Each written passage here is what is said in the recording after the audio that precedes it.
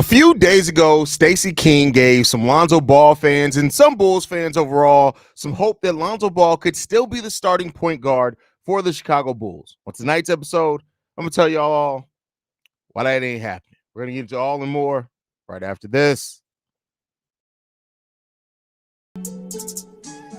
You are now tuned in to Chicago Bulls Central, your number one place for all Chicago Bulls news and content.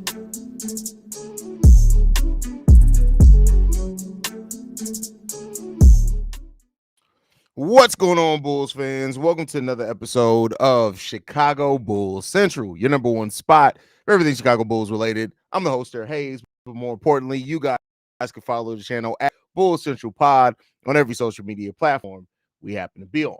With that being said, let's go ahead and get into it. So real quick episode tonight. I've been wanting to really talk about this since Stacey King recently had an episode of his podcast in which he talked about that he would not be surprised if Lonzo Ball ends up the starting point guard for the Chicago Bulls. And while I know that Stacey King was rooted, especially in being a player, in being honest, I don't think he meant any dishonesty by it.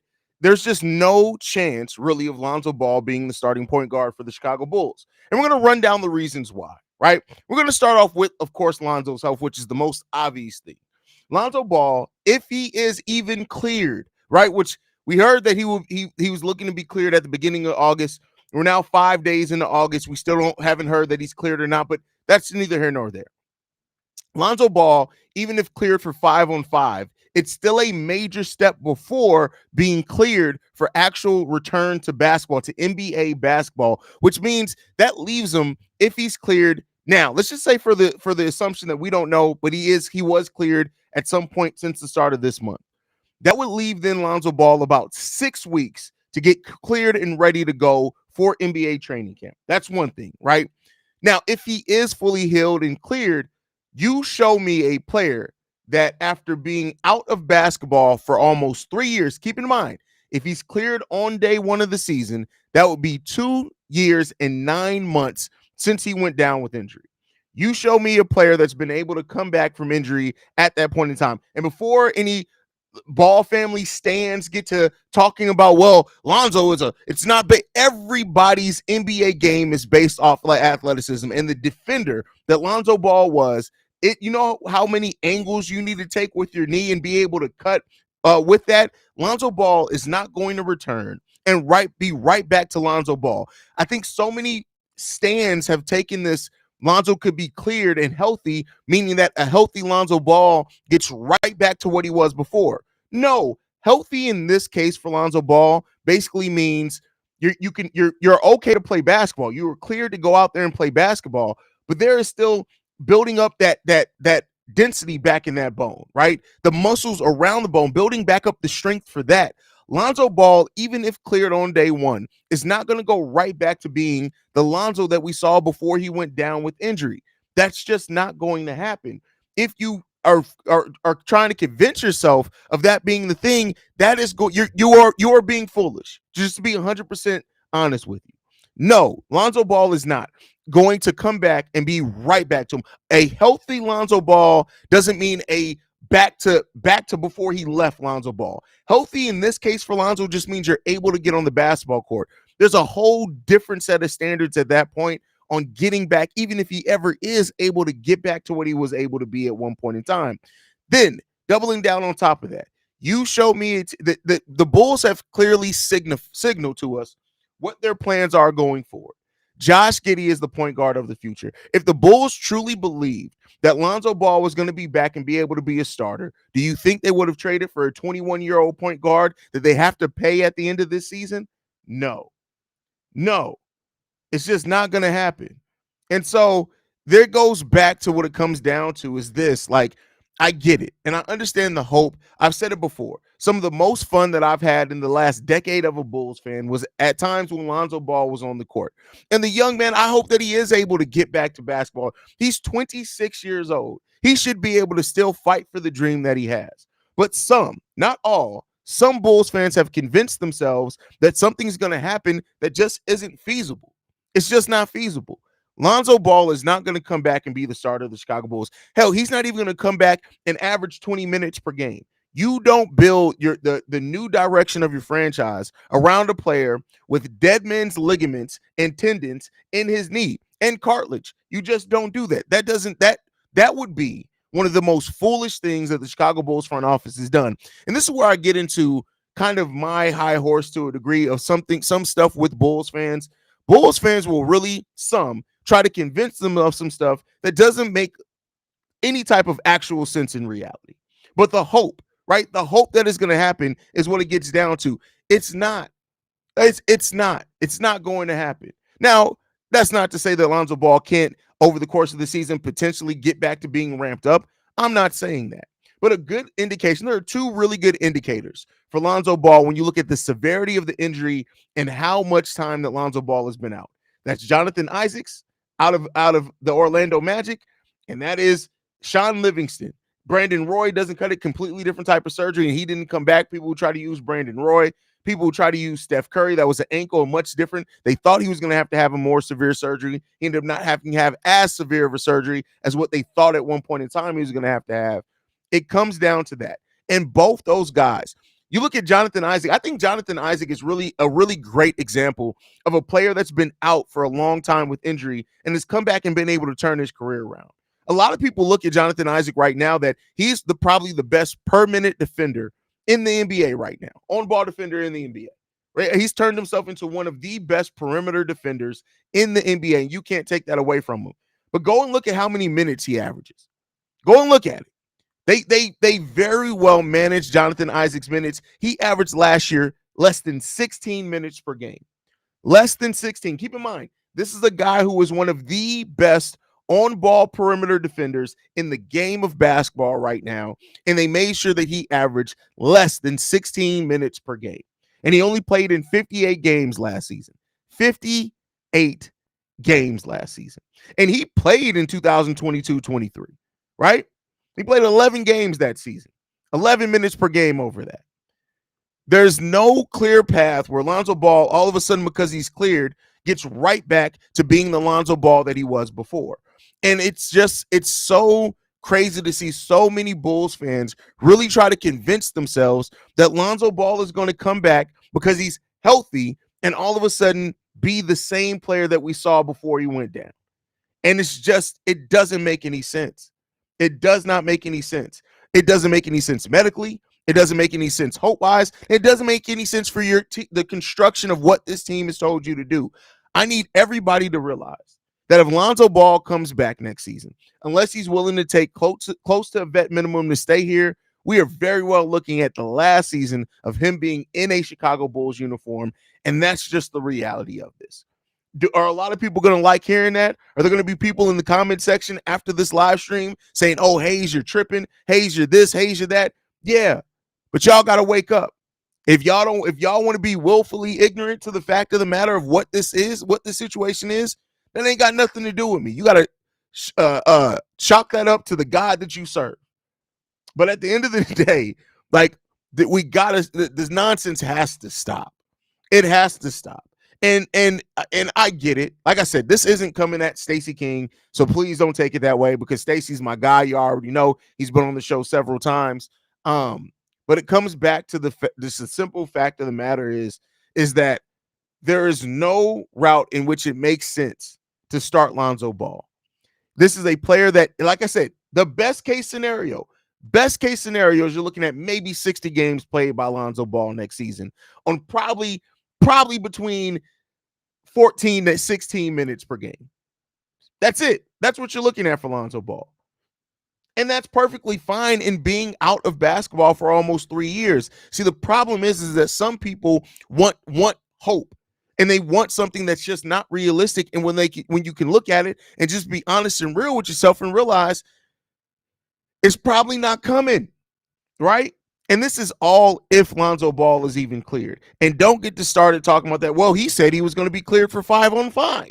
Yeah, him being cleared for 5-on-5 isn't cleared for to get on a basketball court in the NBA. That's cleared for the next medical step before you're finally cleared to return back to the basketball court. You got to wake up. You got to wake up is all I'm saying. You got to wake up. He has dead people in his knee. When people say we see dead people, they just look at Lonzo's knee. You want to see dead people? Look at Lonzo Ball's knee. That's just it. That's what it comes down to, man. That's just what it comes down to. Reginald Sort says Zoe will be lucky to play 54 games and average 12 minutes per game. Facts. Stacey is being honest, and I love him, but he does overly love our players like pretty much all the time. But that's why we love Stacey, because he's positive and got. Oh yeah, listen, and that's why I said this isn't against Stacey at all. I understand what Stacey was doing and what he was trying to say. The problem is that a lot of Bulls fans don't have that objectivity, and all they do is hear, "Oh, hey, you heard Stacey said that he could see Lonzo starting. You think he knows? Oh yeah, Stacey knows Lonzo starting next year," and it just starts like a snowball effect. It just gets to a point now where you got people saying, "Oh yeah, Josh Giddey ain't starting, Lonzo Ball starting." What? What are we doing here? Y'all talk about living in the past and then stay on living in the past, and it makes no sense. Makes no sense. Reginald Source says, I think Livingston is the ceiling for Zoe career-wise. Well, I mean, it's a lot of change medically. I won't say that that's necessarily a ceiling. I do understand what you're getting at that completely, so it's not that I don't understand. I won't say that yet. I hope they use his contract as filler and try to get something back for it. At least it's an expiring contract. I mean, that's possible. It's possible.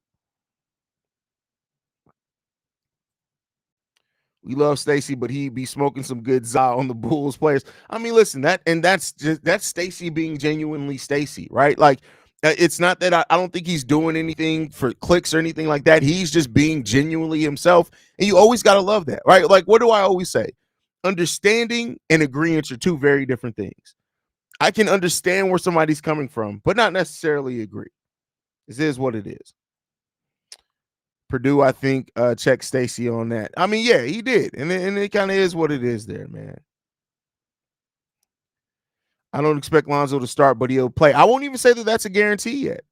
I won't even say that that's a guarantee that he'll play. He's not cleared yet. Now, if he's cleared some, but let's be clear here. Let's just go down the line. Lonzo Ball isn't passing Josh Giddey up in the rotation. We're just going to look at the guards here, right? He's not passing Josh Giddey up. He's not going to pass Zach LaVine up. He's not going to pass Ayo Dosunmu up. So even at that point, you're looking at three guards ahead of him. The three guards. So even if you do play Lonzo Ball as your fourth guard, that would be your second guard off the bench. And that's still an if, right? We're not even saying if that's a for sure thing. Your fourth guard is not getting a whole bunch of minutes because guess what? You still got to play your backup forward more minutes. Modest is probably getting more minutes than Lonzo Ball. Jalen Smith, he's the only other big that we have on the team. He's getting minutes before Lonzo Ball gets minutes, right? Now, could Lonzo Ball, if he's fully healthy, get minutes before Dalen Terry? That's a possibility, but I won't even say that that's a foregone conclusion because, again, if you need a versatile defender that can be active, there's no guarantee that Lonzo in that first year is going to be as mobile as what he was as a defender before. There's just not. Now, hopefully he can be, right? Now, a hobbled Lonzo Ball is still better than the ball-headed whole Javon Carter. But still, even with that said, you're still looking at Javon didn't get very many minutes towards the end of that season, right? So, like, in Reginald Zoe gets minutes before Carter. Yeah, but Carter may not even be in the rotation. Keep in mind, this is what I'm saying right now, period. And Brazil popular, I'm about to break down because that's not happening either. Billy Donovan only goes 9 deep into his rotation with the 10th guy flexing in and out. Sometimes that 10th guy won't play 2 or 3 games. Some games they'll play 15 minutes. Sometimes they won't play at all. So if you're looking at the typical 9-man rotation that Billy Donovan has, again, the 5 starters. Then you got Ayo coming off the bench. Miles Busilis coming off the bench. Jalen Smith coming off the bench. Then at that point, what? You got the other players are all fighting over that 9th role, and that is determined by what you need out there on the court. Very often it's probably going to be Torrey Craig or Julian Phillips, something like that. It's still not guaranteed that even, he'll be above Javon Carter, but that doesn't guarantee anything. Ayo is not going to be the starting point guard either. Ayo wasn't even the starting point guard when he started last year. He was the starting 2 guard. Like, I need everybody to stop trying to outthink what's clearly obvious. Josh Giddey is the starting point guard for the Chicago Bulls. You don't trade your best asset and then say that, hey, we could have gotten draft picks, but we wanted to get this player that we think is better than anybody else coming in the draft. Oh, and they need a contract extension by the end of the year, or we can extend them during the season and don't start him. Josh Giddey is the star. I need everybody to stop trying to think themselves into a circle when you're in a square box. Josh Giddey is going to be the starting point guard next year. That just is what it is. But Tim, another one who could be a three-point shooter. Haven't even mentioned him a whole lot this offseason, right? Again, Eco Bean, there's no guarantee Lonzo Ball is going to be in the rotation. There's just not. And even if he is in the rotation, it's not going to be playing heavy minutes at all. He'll be the ninth guy off the bench. So, and even this, you should be actually less because again, this is a surgery that you go look at the history of players that have had a first surgery in the NBA and how their careers have failed. Not failed, but fared. There's never been somebody in the NBA who's been the first to have a surgery that it ended up working out for them.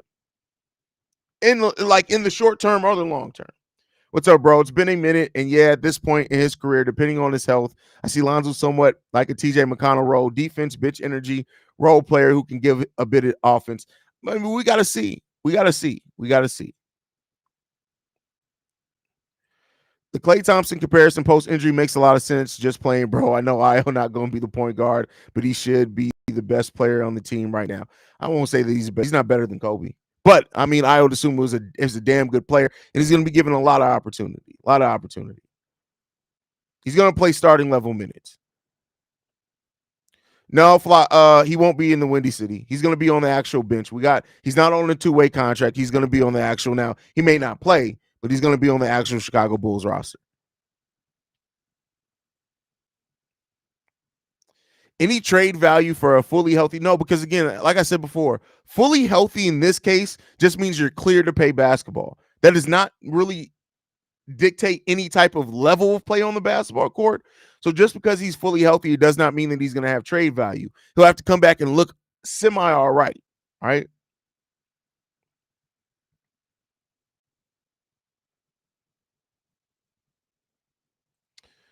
Yeah, you do because nobody was going to take him. Like, let's not act like it would be different if you talked about they signed him to a new deal over that time. No, he's clearing out his deal. You didn't have the option of just getting rid of him. So no, it's again, no, you're not gonna just because he was here, that does not just mean he's gonna get minutes. Eco Bean. TBO says best players P Wood. Come on, bro. Bro, come on, man. Lay off the fent, my guy. Lay off of it. Do you think Zoe will be on the NBA roster next year, or should he just get into coaching? No, I mean, listen, I think Lonzo Ball should pursue a return as long as his body allows him to, because you just never know, right? Like, imagine had Sean Livingston completely given up. Imagine had Jonathan Isaac completely given up. It'd be different if Lonzo Ball was like in his 30s. He's 26 years old right now. He should not give up.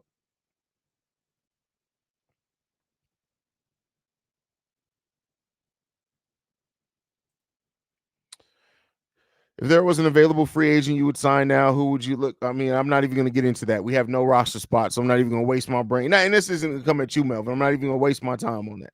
All our roster spots are locked up. I'm not going to waste my brain power trying to think of what free agents I would sign. So, what are the odds Billy wins coach of the?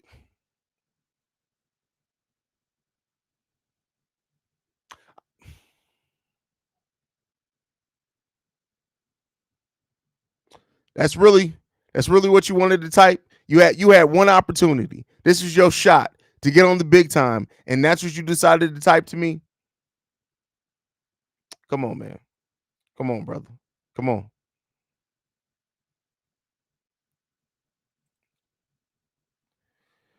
It's just Lonzo will have to really commit to being a role player. I mean, you ain't got to commit. You just got to get it together, man. You just got to get it together. What are the odds AK wins executive of the year? Listen, shit. If the Bulls get a top 4 seed with the way that that everybody's the national media has talked about the Bulls' decision, He needs to win Executive of the Year.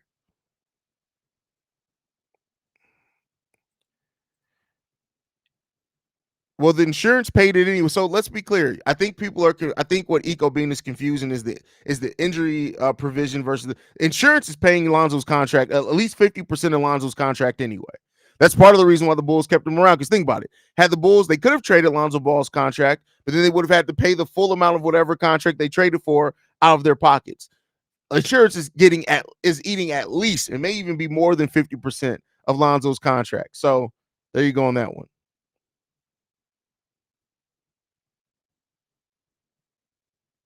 But all right, y'all, I'm gonna get ready to wrap it up. 20 minutes on this. But yeah, I just had to listen. Stop the cap. We got it. We got to stop. We got to stop. We got to stop. I know I wear a lot of caps here, but stop the cap. Stop the cap. But I love you guys, man. Make sure you guys are following the show at Bull Central Pod. You can send us any feedback, questions, comments, concerns.